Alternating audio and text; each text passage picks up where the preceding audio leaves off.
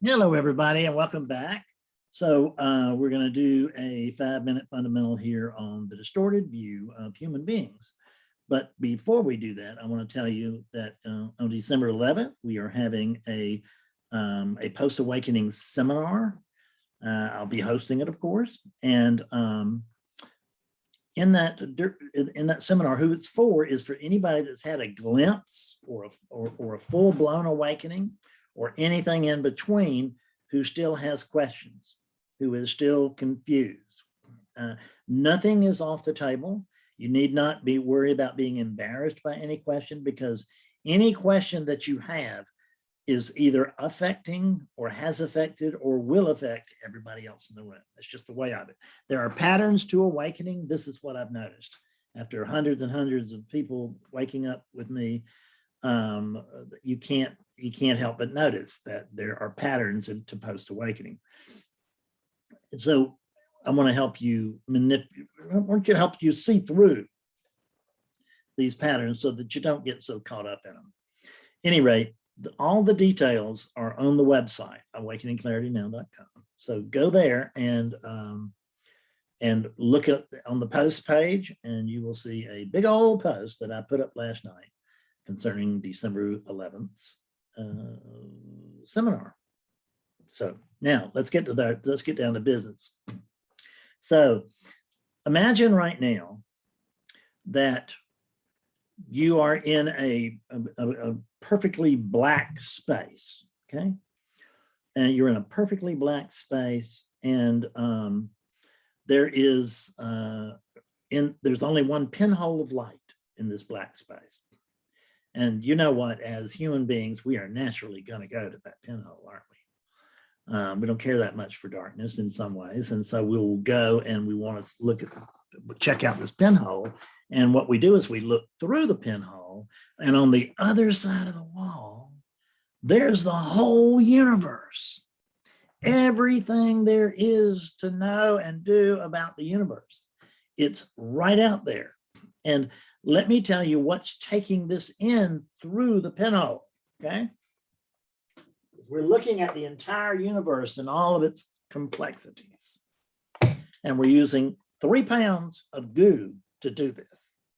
Now, fortunately, this is the most arrogant 3 pounds on our planet. And so we will be sold on whatever it comes up with. It may not be true. It almost surely will not be true. But we will nonetheless be very confident of it and probably proud of it, because that's just the way human beings are. But what is the view that we're getting? And the pinhole, we're looking through it and we're thinking, hey, you know what? I think I get this, you know. Oh, I can see what's going on now. You know, it's just, I don't think it's quite right. No, it's not quite right. Oh, and look at all these beings. They're not doing what they're supposed to be doing. Hell, the people are, you know, they're misbehaving because they're not doing what I want them to do. And they're not behaving in the way that I think they should behave. And they're not doing, you know, they're not cooperating in the way that I think they should, or they're cooperating in ways that I don't think they should. Blah, blah, blah, blah. There's too much this and not enough that, right? And that's what we get as a about the pinhole. That's what we get from looking at the universe through a pinhole with a brain, okay? Because we got here 3 pounds of infinity, taking in infinity and thinking it pretty much has it down. Good luck with that. So what we imagine now, that you can see how crazily distorted everything would be. It just would, you'd have no clue whatsoever. And now what I want you to imagine is that instead of being in the dark space, I want to put you in the light space. I want to put you in, go over and look from the light side, the universe's side. Be the universe for a moment. Be awakeness. Just be consciousness itself, which means there's no point of view, because it's not coming through a pinhole, which is what one of these is. With these bodies and with their brains, they're pinholes, and they think they understand the universe. So what I want you to do is I want you to be awakeness and just consciousness, okay, or just a neutral being, if your mind can't go any further than that.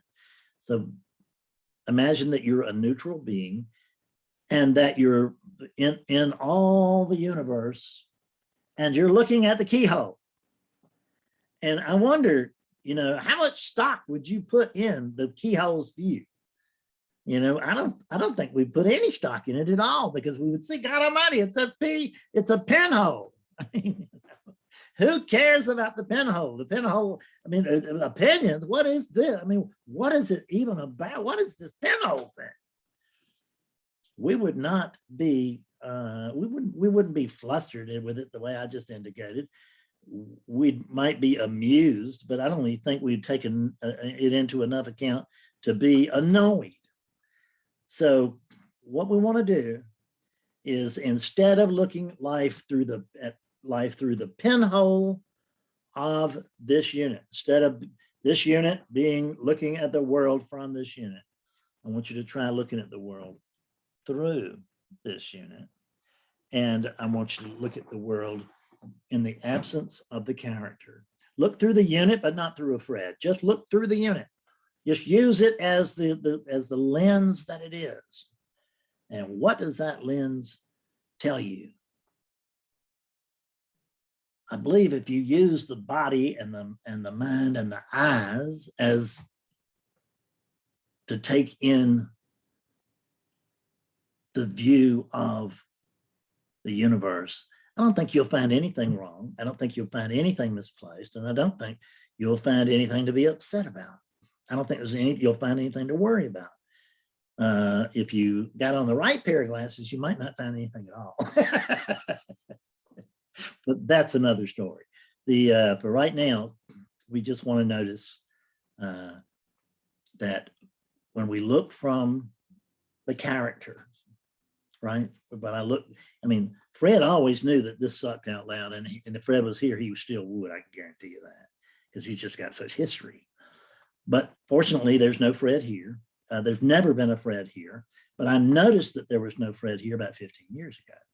And over some time, over the last 15 years, there has been less and less and less belief in the presence of a Fred, and more understanding that there's just one thing going on here. And there's not even anything else to come to see that there's just one thing going on here. Only oneness can do that. And that's what we call conventional awakening, is when awakeness recognizes itself, when attention comes to play upon the unfocused field of awareness. So I hope that's helpful, and I'll see you later. I love you all. Bye-bye for now.